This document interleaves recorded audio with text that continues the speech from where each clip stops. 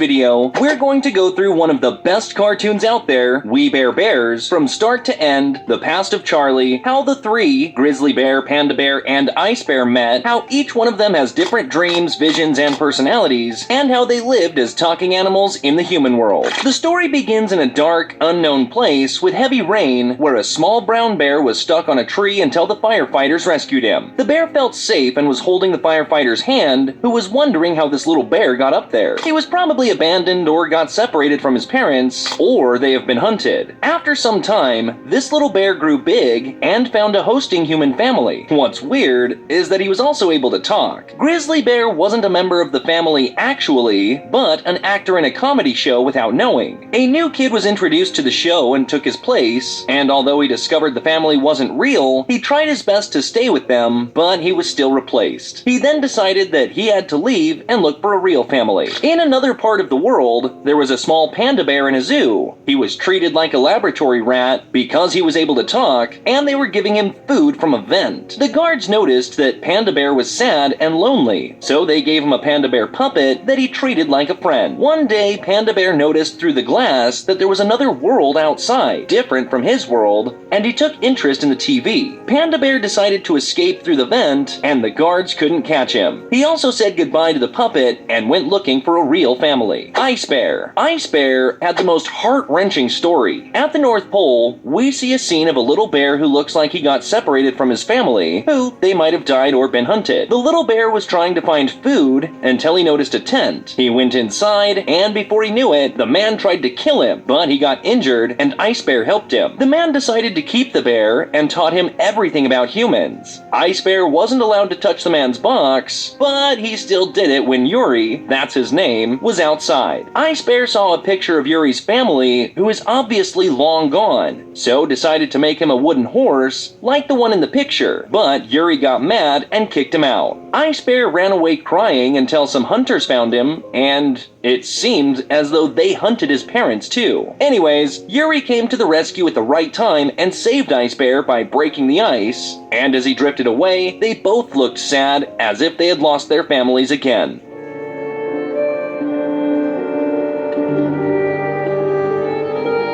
Ice Bear landed in a town where humans live, and he didn't know how to act at first, so he tried getting food from a bakery, but he got kicked out. While crying, a few naughty kids came up to him, and he became their friend. They then tried to get revenge on the baker by breaking into his bakery and stealing his money. While doing so, he remembered Yuri and stopped because he's a good bear and it's not like him. The police got there, but he managed to escape and decided to leave the kids for a better life. Okay, now we get to the good part. Let's talk about where they met. In a far land, Grizzly Bear was still looking for a family until he got to a railway track and found Panda Bear stuck in it. He immediately saved him, all the while thinking that he finally found a friend that looks like him. Suddenly, the train came and they were running for their lives until Ice Bear saved them. The three got along super well and decided to become brothers, although they are different kinds. While looking for a family, they arrived in the desert in a box that nobody wanted to take. But the box was somehow stolen, so they kept moving until they arrived at a packaging factory. They tried to build a house with the boxes, but they fell in one and were shipped to a city where they entered a pet store hoping to get adopted. But again, this was in vain, and after a while they got to the ocean and drifted away to a missing island. The bears met Dave and Carla, who were also missing and were trying to escape, until they made it. The bears found an inflatable boat in the wreckage of a plane, which David tried to hide. They took it and sailed alongside Carla. Unfortunately, Carla left them in the middle of the ocean after she got saved by a boat. They then drifted to the Japanese beaches and took a plane to Sweden, which they almost destroyed, only to get pancakes. While trying to adjust to the human world, they found a $100 bill, but didn't know what to do with it, so they treated it like family instead of spending it. After a few more adventures, they meet a robot that predicts the future, and it told them that they have to stay together because they will live a long and happy life. The bears learned to walk on top of each other, play basketball, and when they joined schools, worked as paper boys, and wrestled in Mexico. A rich man bought them when they debarked to a pet auction because he got bored of stuffed animals. They tried to escape by getting King Kong's help, just like in the movie,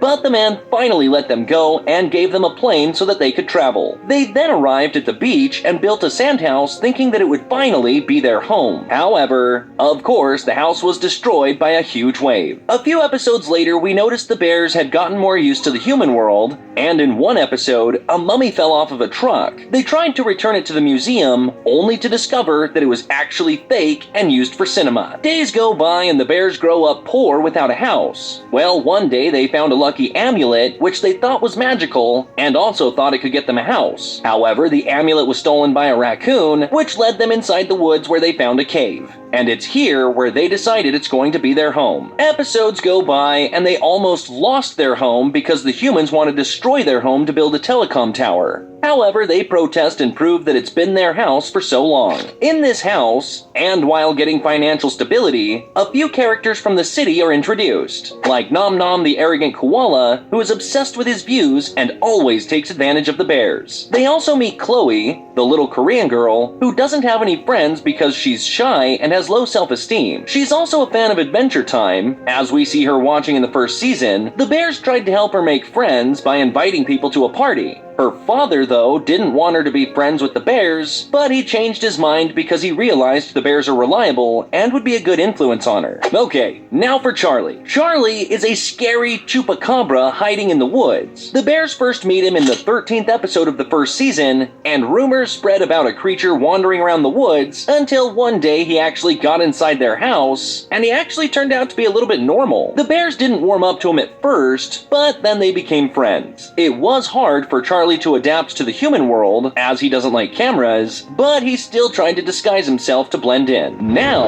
let's go ahead and dig a little bit into Charlie's past. In the Mexican desert in 1913, Charlie was roaming the world looking for a friend. He suddenly found a passed-out man and took him to an abandoned house, only to discover that he's a liar, a thief, and a member of the Chupacabra Hunters. Charlie managed to escape from them and save the man because the other hunters wanted to get it of them. Oh, by the way, a chupacabra is supposedly a real creature that sucks blood from American folklore. Another chupacabra did appear in the show, but he was bad and tried to hurt the bears. Now let's go ahead and get to know Taves. She's obsessed with catching Charlie since she first saw him for the first time as a kid. One day, she got stuck in a fire in the woods, and Charlie saved her, and since then, she no longer wants to catch him. In the last few episodes, we see how they went on an adventure to save her dog, and how they became very close friends. Alright, now let's talk about their adventures and how in the Neighbors episode, new neighbors moved in. They were nice at first, but later the bears discovered that they wanted to kill Grizzly Bear. They were actually wrong, and the couple was wood sculpture artists. However, many believe that they were the ones who killed Grizzly Bear's parents because he was a unique bear. In one episode, they were kicked out of their house because it was a dangerous area. Then they tried to find a place to stay, but they couldn't, until finally they ended up back at their own home. An enemy was later introduced, the Pigeons, whom Grizzly Bear freed by mistake, only to discover that they were a dangerous gang that tried to kill him later on. Luckily, the cops caught them and put them back in jail. Unfortunately, Hot Sauce episode to get revenge on Grizzly Bear. The cops wanted to collaborate with the bears to catch the pigeons, but the whole thing was actually a trap set by the pigeons. The bears managed to escape at last and finally put the pigeons back in jail. In the next episodes, a robot tried to get rid of the bears, and Grizzly Bear got braces that destroy the world. We also discover a hidden side of Ice Bear when he went out at night with his cleaning robot and met a strange person. He was probably doing something illegal. His robot gets stolen by some strangers who use robots to fight in the ring, and Ice Bear ended up inside the ring, but he was able to destroy all the robots. Ice Bear also hit his head in one